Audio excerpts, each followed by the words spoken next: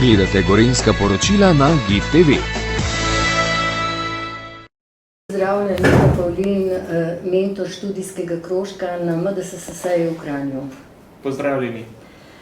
15. oktobra smo obeležili dan z belo palico. Zakaj ravno dan z belo palico?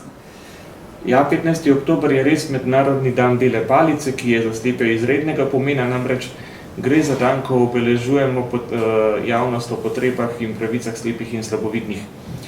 Na ta dan smo se spomnili tudi na našem medobčinskem društvu slepih in slabovidnih Kranj in že nekako po tradiciji pripravili literarni večer, ki je potekal v mestni knjižnici Kranj v petek 17. oktobra 2025. Predstavili smo literarni večer z naslovom Gorenjski svet v 19. stoletju, ki smo ga pripravili v lanski sezoni študijskega krožka. Literarni večer je bil seveda akcijski cilj samega krožka. Med tekom krožka smo pregledali literarna dela gorenjskih ustvarjalcev, torej tistih, ki so ustvarjali v 19. stoletju in njihovo vsebino združili v literarni večer, ki smo ga predstavili v knjižnici. Si pa mentor študijskega krožka in prav na ta dan se študijski krožek ponovno začenja za to obdobje.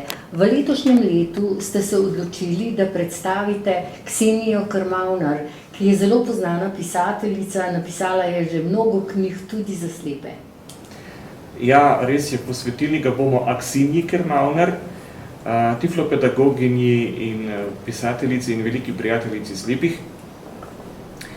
O tem ne morem preveč govoriti, ampak zaenkrat lahko rečem samo to, da bomo posvetili študijski krožek prav njej, ker se mi zdi, da je naredila precej, oziroma da je precej svojega dela posvetila ravno slepim in slabovidnim.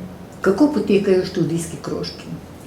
Študijski krožki potekajo med oktobrom in septembrom naslednjega leta.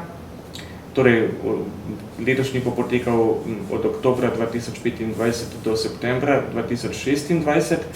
Med srečanji se bomo posvetili določenim akcijskim in izobraževalnim ciljem, zato da bodo udeleženci spoznali nove vsebine, spoznali nove vrednote in izvedeli nekaj zanimivega iz izbranega področja. Koliko članov se običajno udeležuje tega študijskega krožka?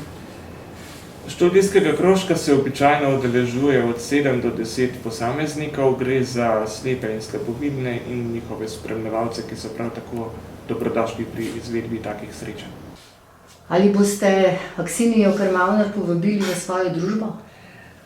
Jaz upam, da bo privolila.